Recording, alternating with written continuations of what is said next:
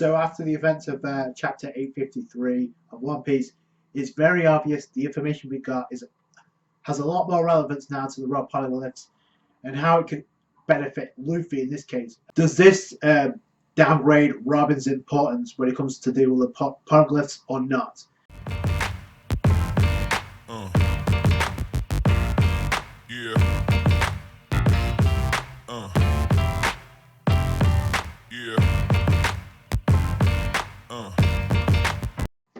I'm going to go back to what I said in the review after the chapter. It's like, well, first off, Roger was able to had the ability to hear all things, so therefore, whatever message was written in the polyglyphs, he was able to understand.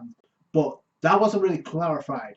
I think the kind of theory that I had is maybe he was able to read the message in the polyglyph and transfer that to someone who knew how to decipher it. So that really hasn't been clarified. So until we get that kind of information, we're getting hints here and there. We really can't say if this makes Robin a little bit irrelevant at this point.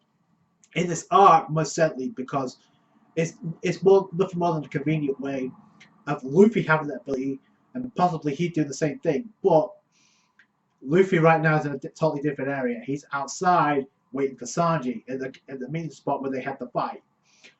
So that's one thing.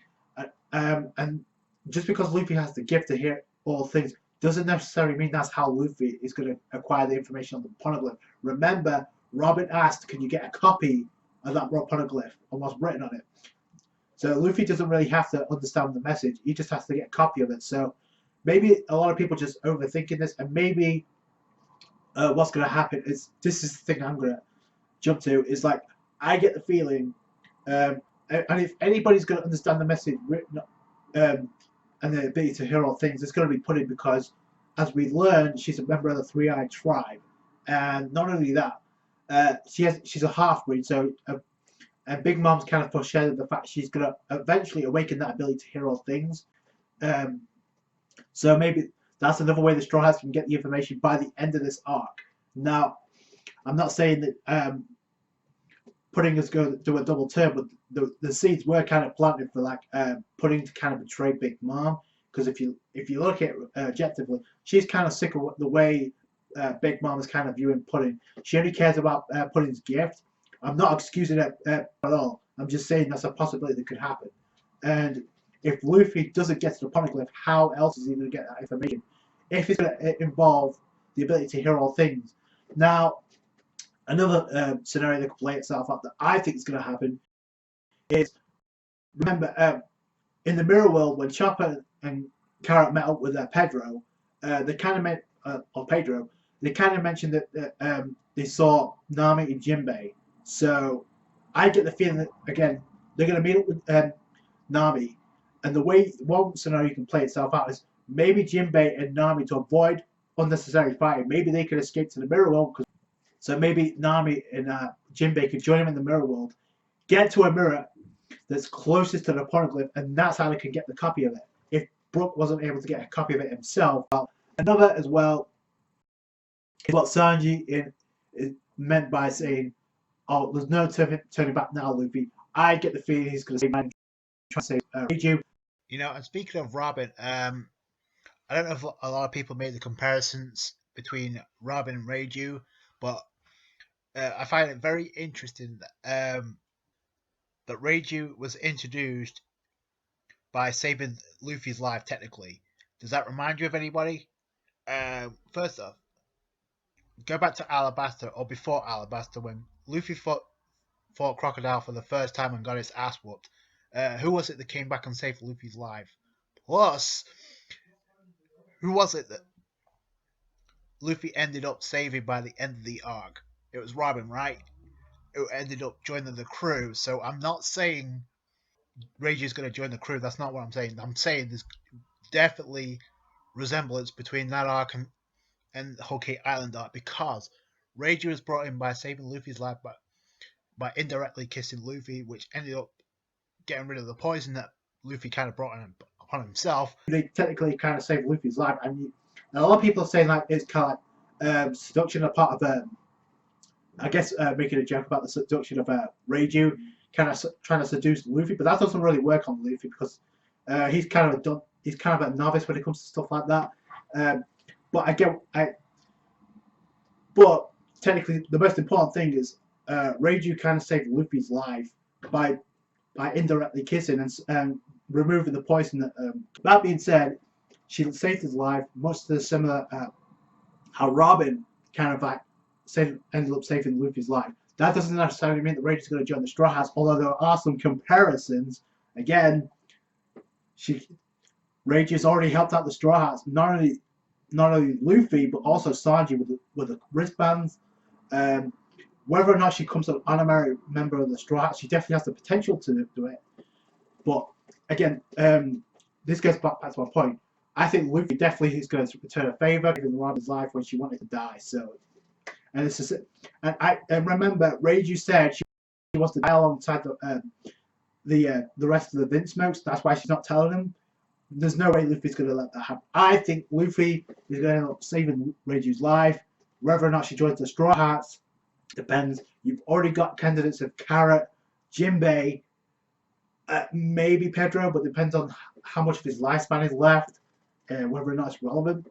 And speaking of which, now that I should think about it, it's kind of a good thing. It's kind of a plot twist that Momonosuke, I think, isn't he staying on Zou with the rest of the minks instead of going to Wano? I think that's actually a plot device because remember, Luffy has the ability to hear all things, and so does Momonosuke. We learned that in Zou because he was able to command Zunisha when it comes to launching the counter attack against Jack. So I don't know. Maybe he could record us on the rock poneglyph as well in Wano and relay that message to Robin. That's another thing too. But that's jumping a whole lot farther ahead. But that's a possibility as well. But the thing about this is that it raises a lot more questions now about who are we going to get to see the Three-Eyed Tribe of Pudding? Because now it's kind of been mentioned, and not only that, do you think it's possible that a member of the Three-Eyed Tribe was on Roger's crew? That Big Mom is so obsessed with having Pudding as one of the honorary daughters of Big Mom? I don't know, because the way she was acting kind of like similar to the way she was acting when Lola refused to marry whoever it was who the group was supposed to be, that was supposed to give Big Mom the edge against the likes of Kaido, Whitebeard, and Shanks. We still don't know who that was, and I'm still curious about that. Because whoever that group's connected with has a huge amount of influence or power. A lot of people say it's a giant from Elbaf, or at least I guess the king giant of Elbaf, which is a possibility. But we still don't know. And there's a lot of comments coming out there, Kiss Manga, and there was some actually decent comments that come out of the Kiss Manga, like from Larcade Dragneel. He kind of like gave a shout out to Brook for lasting as long as he did against the Yonko, and I think I kind of seem to forget that. I mean, yeah, it's easy to underestimate Brook because he's against the Yonko, but if you really technically think about it, he lasted quite a while against Big Mom, a Yonko, and that's possibly what could happen. Remember, Big Mom doesn't know shit about Luffy and Nami busting out of the Mount Doors prison, so he's aware that they're running on the loose. Remember, Commander Smoothie was kind of like inclined to keep that information away from Big Mom at all costs. So that's why they're trying to take care of Luffy now. But now he's jumped out the window. That's kind of changed. I still get the feeling Nami's going to have a one-on-one fight out of the entire Straw Hats. Maybe Pudding, and maybe that fight may Pudding and somewhat helping the Straw Hats. Maybe if that's the direction that Oda wants to go. Because listen, and I've said this before, it's like. King of Lightning kind of made this theory about maybe putting it as a split personality. One side is pure innocent, the other's kind of like evil with a third eye awakening. So maybe she has a Dr. Jekyll, Mr. Hyde kind of personality. There's only awakening when a third eye activates, because she kind of did keep her hair hidden behind her braids. Thing too, it looks like Brook has a huge ton of information about the Three-Eyed Tribe, so I don't know if we're going to get that information or not. I hope so, but I don't know. What do you guys think? I go back to this comment Larkade Dragneel made.